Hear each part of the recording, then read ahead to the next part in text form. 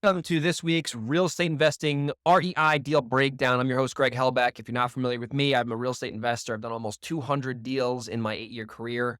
So I got a lot of knowledge that I've learned from the streets that I'd hopefully apply if I learn the lessons the right way. I want to share with everyone on this podcast/YouTube channel. So if you get value from today's episode, please do me a favor, subscribe to my YouTube, like the video, or if you're listening on an audio channel, subscribe to the channel, leave me a review. It really means a lot to me. That's how we can grow the show. So today we're going to talk about 45 Glenwood in Monroe, New York, my hometown, ironically, where I was born and raised. And now I live in Nevada, but Monroe will always be near and dear to my heart. So this was a deal in Monroe, a local deal. The way that I found this property was actually through direct mail. It was a tax delinquent list. The seller called. They were motivated. They needed to sell their house, and they ghosted us. We made them an offer. They accepted it. They were crazy. And we couldn't get the deal closed for some reason. Like the guy wouldn't answer the phone after we took our offer and this, that, and the other. So anyway, we kind of just wrote the thing off, honestly. And then my good buddy, Rob DiMontova, good friend of mine, local investor in Monroe, Chester, Hudson Valley area. And he got the same lead and we were competing with each other. So we found out we were working the same lead and we decided, let's just JV this thing and make money together instead of trying to compete with one another. So Rob actually took the reins on this one and negotiated a deal with the seller. So the way that we found the buyer was very simple. I believe I just emailed it out and we have a really good buyer up in that area. This is in Mountain Lodge Park, if you're familiar with Monroe. They call it the Trails up there. So found a great buyer. I think we got full price. And at the end of the day, the deal was a $20,000 wholesale deal that we split 50-50. So about $10,000 each per person, a little bit more than that. What are some lessons that I learned on this deal? And a lot, if you've been watching these or listening to these for a while, you're going to see a lot of the same lessons repeated because that's the way it works in real estate investing usually. The first lesson is that look at your competition or quote unquote competition as collaborators, not competitors. You can achieve a lot more together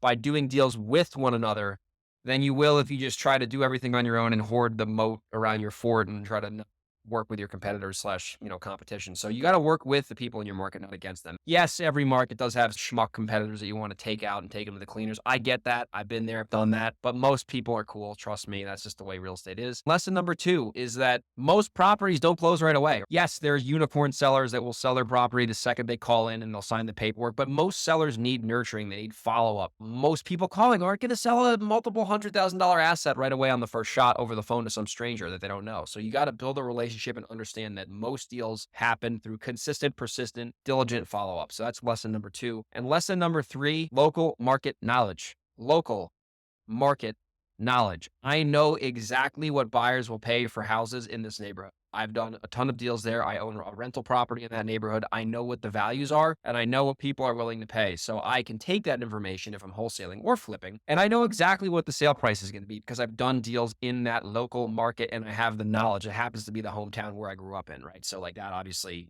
is a huge advantage, but you got to become an expert in your market, right? If you know your market like the back of your hand and you know what properties sell for, you know what cash buyers pay for properties, you know what retail buyers pay for properties, you're able to negotiate very good deals with sellers because you know exactly what you can sell them for. So I would tell you this, if you know exactly what you can sell a house for before you have to buy it, you're going to have a lot more leverage negotiating. You're going to have a lot more bargaining power because you know what your exit is. If you don't know what properties are going to ultimately sell for, it's very hard to negotiate. It's kind of like negotiating with a blindfold on. If you're watching the video, I'm covering my eyes right now. It's like kind of like you're like trying to cross the street with your eyes closed. You don't know where the other side is. But if you know what the properties are worth when you wholesale and when you flip, you can offer sometimes more, or at least you know exactly where you need to be at on your offer. So become an expert in your market. Go deep before you go wide. Yes, I know nationwide wholesaling is popular and certainly that works, but that obviously comes with the challenge of not knowing what stuff is worth because you can't be a master of every single market in the United States of America. So anyway, that's the video today or the podcast. Hope you got value from it. If you did, leave me a review, share the show. If you're in the Hudson Valley or Reno or Delaware or San Diego, I said those 4 areas, not the whole country. You want to do a deal with me, you want to JV with me, or if you want to just wholesale me a property, greg@velocityhousebuyers.com. I'm looking for more properties. I'll see everyone on the next podcast /YouTube video. Peace.